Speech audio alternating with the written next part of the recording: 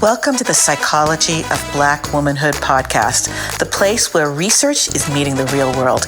I'm Dr. Dionne Stevens, your host, co-author of the Psychology of Black Womanhood book, and a professor of psychology. I'm so glad you're here for this episode that's exploring the intersecting factors that shape Black women's cognitive decline as we age.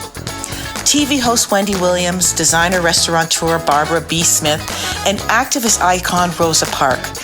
These are Black women who publicly face their experiences with cognitive decline. Unfortunately, theirs is not a unique reality. Women, no matter what race or ethnicity, are twice as likely to develop dementia than men. And Black individuals are 2 to 3 times more likely to develop dementia than white individuals. Clearly, Black women are at the intersection of both of these identities, making them a highly vulnerable group. Unfortunately, there's a notable lack of comprehensive research specifically focused on us, despite the significant growth of research examining cognitive decline in the United States. One scholar working to address this space of vulnerability for Black women is Dr. Tanisha Hill-Jarrett, a neuropsychologist and an assistant professor of neurology at the University of California, San Francisco's Memory and Aging Center. Her research applies intersectionality theory to understand how psychosocial stressors and structural racism and sexism impact Black women's cognitive aging. As a scientist and clinician, Dr. Hill-Jarrett is also committed to making wellness and brain health accessible to the community at large.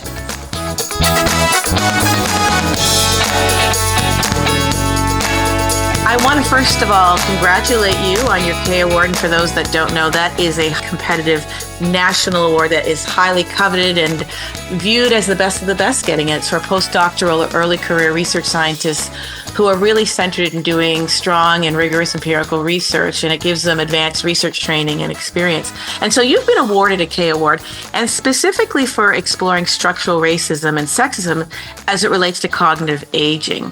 What motivated you to focus on cognitive aging and dementia risk, specifically for Black women? Well, thank you so much for having me here. It's really an honor to be here and to be able to talk with you. My research is focused on the intersections of racism and sexism and how that may be a risk factor for Alzheimer's disease and related dementias. And for some people, that's a part of what they experience as they get older. And the reason that this is important is because we know that there's actually disparities in Alzheimer's disease and other forms of dementias, and that Black women are particularly at risk. And what we're seeing is that Black adults, older Black adults, have about 1.5 to 2 times the risk of developing Alzheimer's disease compared to white counterparts. And we also see that women actually are more likely to develop Alzheimer's disease. When you look at prevalence, about 2/3 of people in the United States are women that have Alzheimer's disease. And we see women have a faster rate of decline. And historically, people have looked at just race alone, sex/gender alone. And so now people are starting to look at the intersections. And what we're realizing is that Black women are a particularly vulnerable group. I like how you're looking at that intersection, which seems logical, but we know that research might not be operating in the same bandwidth, particularly if it's not led by Black women like you.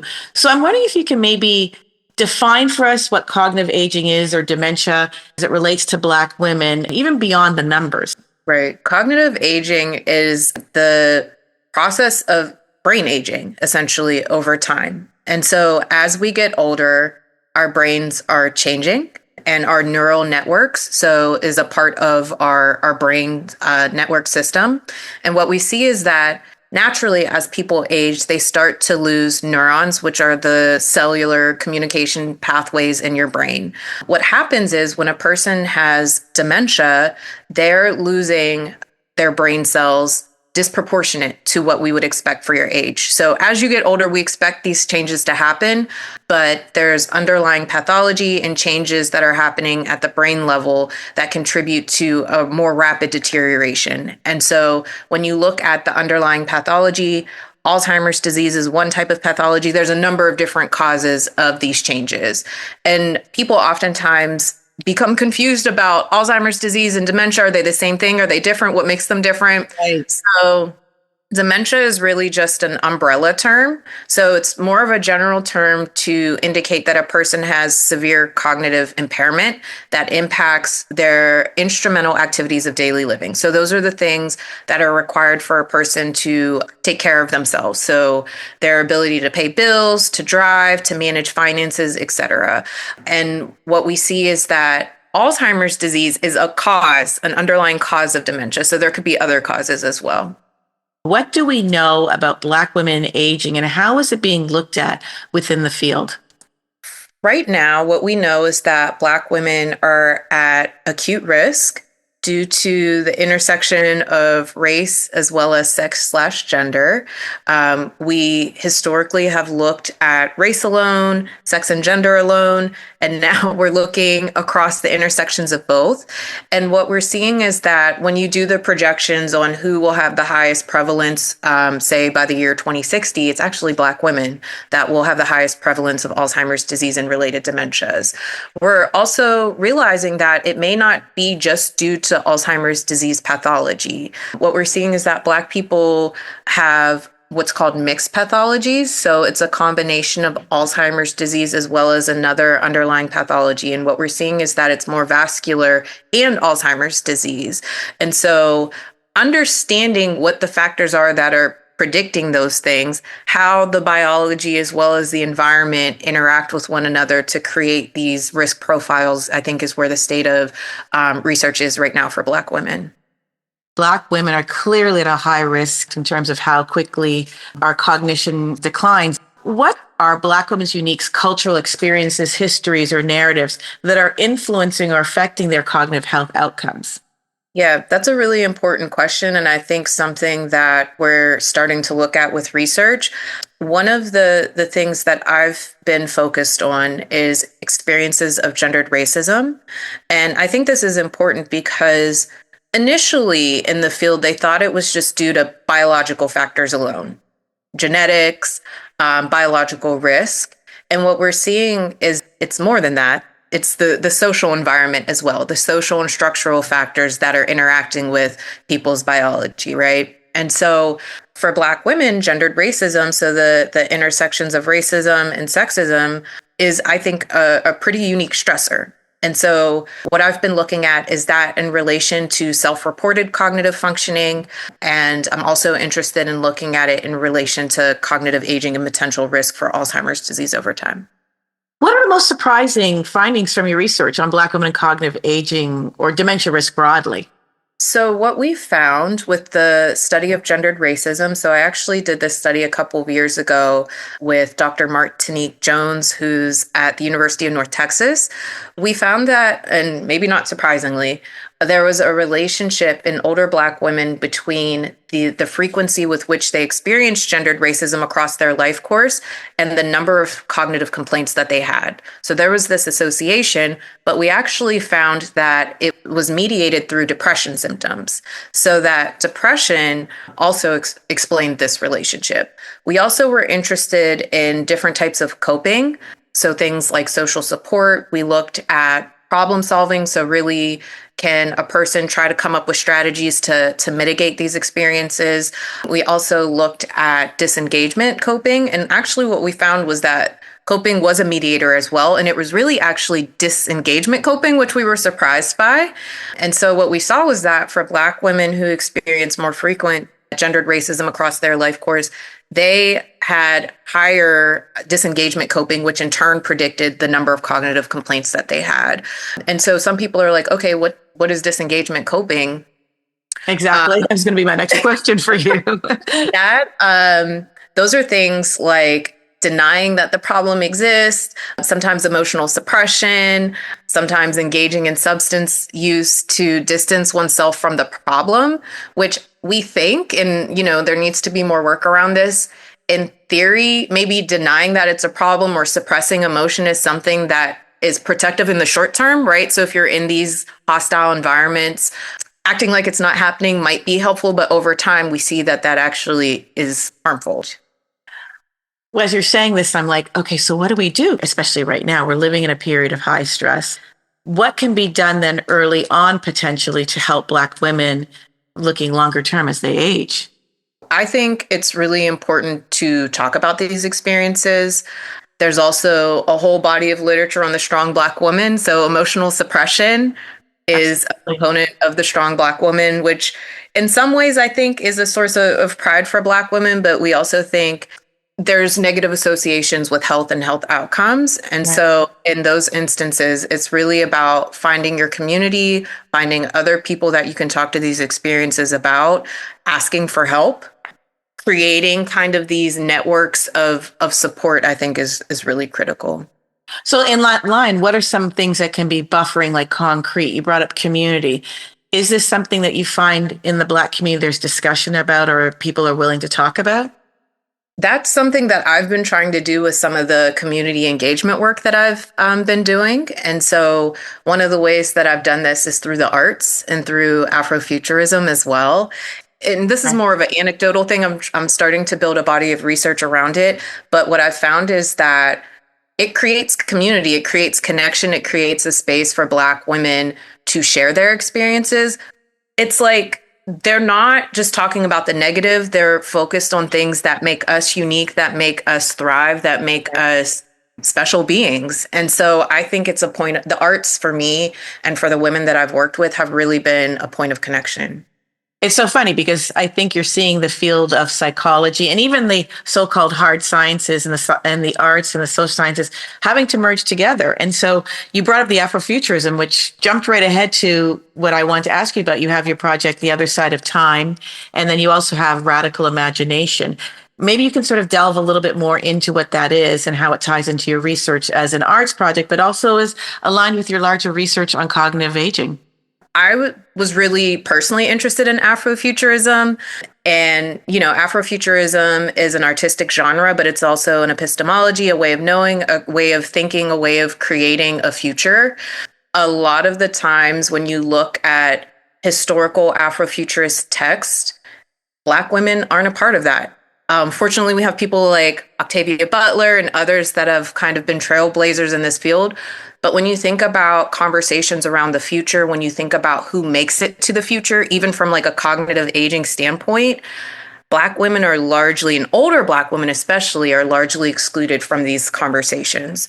And so what I wanted to do was create a program that gave Black women access to one, Afrofuturism, what it is, and education around it, but also a space to have these conversations, a space to be empowered to talk about what structures and systems in society need to change for Black women to be well, to live, and to thrive. And so for me, that's why I created Radical Imagination. There's also a huge body of literature that's now coming out that really emphasizes the importance of the arts for brain health. And so I was really interested in the intersections of Afrofuturism, the arts, and cognitive aging, and how not only can it be a space of empowerment for Black women, but how it may actually mitigate the risk for Alzheimer's disease. And so with that, I created this workshop series, essentially. And so we would meet weekly. We would talk about things that were either happening in society or issues relevant to Black women. There was some brain health components too, and so they would get some education about ways to just maintain their brain health over time. And then we would create art. We would create art, and it was really about whatever the message was that they wanted to share and wanted to get out. That's what we made art about. And it was really nice because it all kind of culminated in this photo shoot called The Other Side of Time. And so that was a collaboration with Austin James, who's an artist in residence actually at the Memory and Aging Center where I work. He's a photographer and filmmaker. And really what we were interested in exploring were time inequities and how that disproportionately impacts Black women.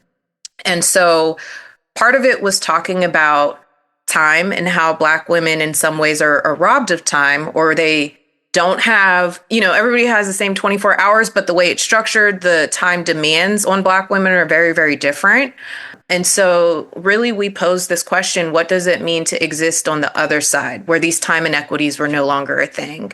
And so we had really Black women dreaming about what that would look like and what it would mean for them. And we did that through audio exploration, but also some of the photography.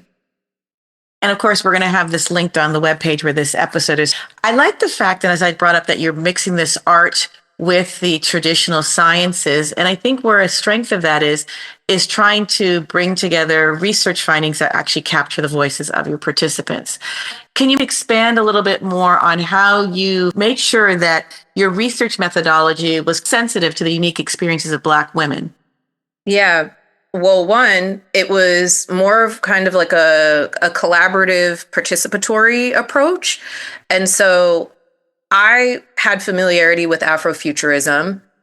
I believe that Black women, by virtue of existing, are Afrofuturist, right? So the fact that they're still making it, right, day to day, they are Afrofuturists. And so I felt like my responsibility was to introduce that to them and to see what they wanted to do with that.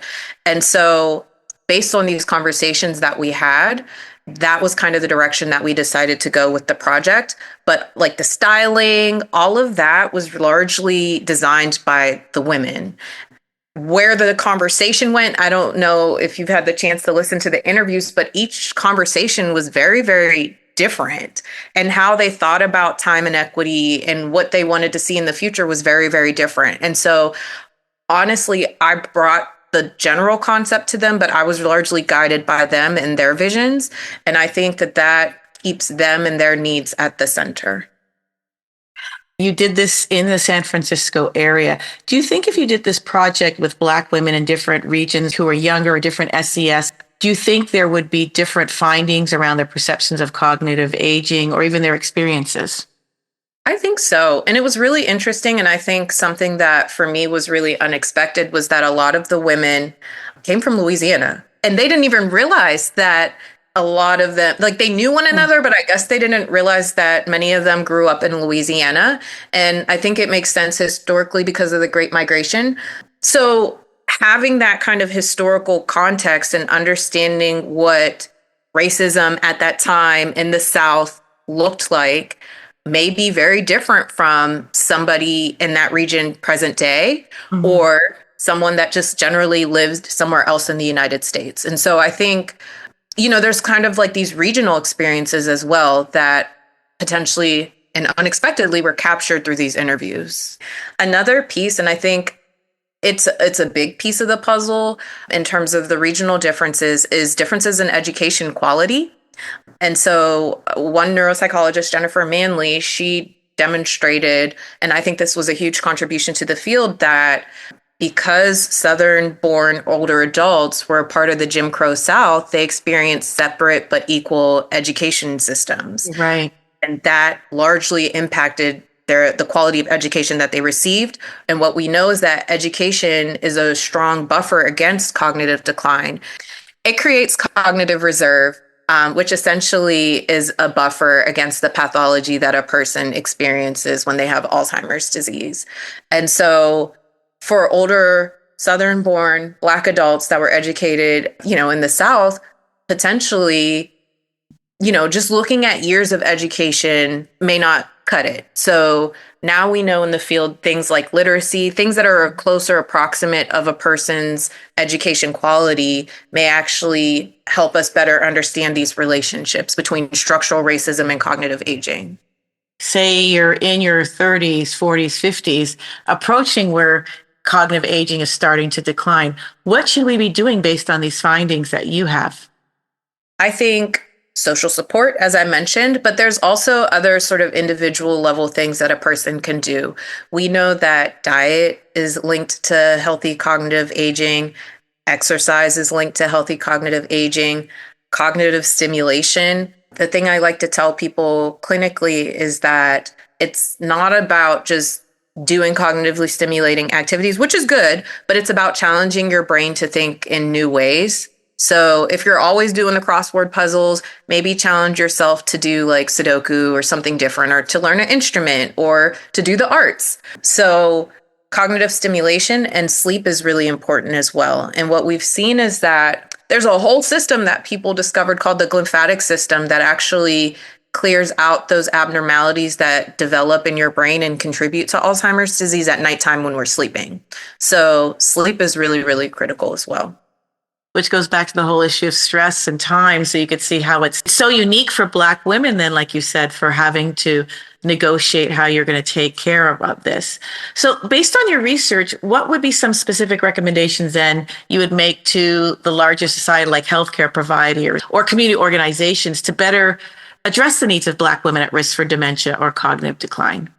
Yeah, I think it's really important to get the word out about the difference between normal cognitive aging. So as we get older, we're going to start forgetting things more, but making that distinction between normal and abnormal cognitive aging, which I think is something that we don't talk about a lot in the Black community.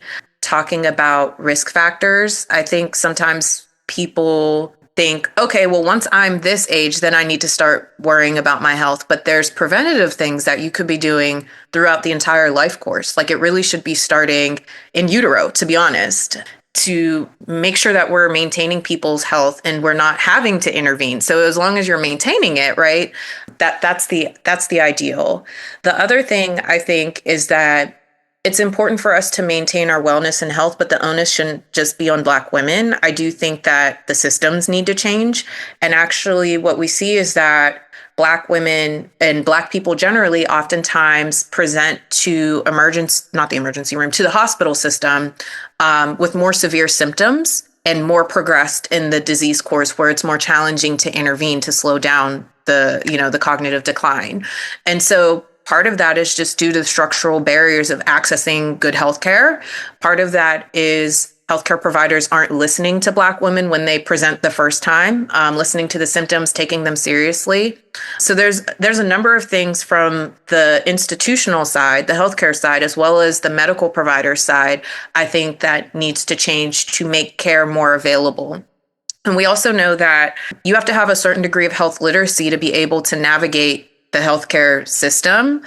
And some people, the communities that they live in, don't even have a hospital nearby, right? And so access to healthcare is a barrier in and of itself to diagnosis. What do you think would be the next step that needs to be done around work for Black women to address their cognitive aging and decline? I would love to see a campaign that's focused specifically on Black women, but also advocacy. I think some of the work that I'm doing with my K, looking at the structural level factors, is really important. And it's looking specifically at the state level throughout the United States and identifying, we know this to be true, that racism, sexism are bad for health, but demonstrating through research these linkages, I think, will make for a stronger argument at the policy side of things so that there can be interventions, resources poured into communities that are disproportionately impacted and may, for instance, have higher rates of Alzheimer's disease because of lack of resources. So I think that those are the things that are top of mind for me.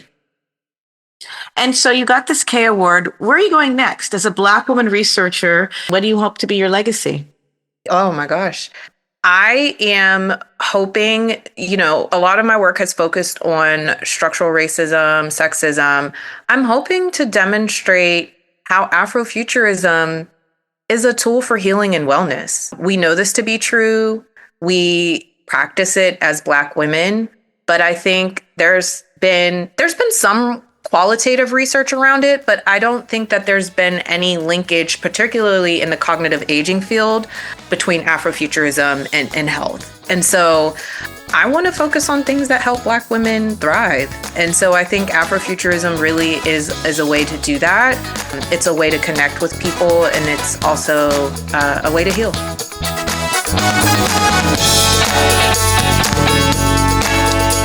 That was Dr. Tanisha Hill-Jarrett sharing insights from her research, exploring intersecting factors shaping Black women's cognitive decline and the integration of culturally symptotic approaches.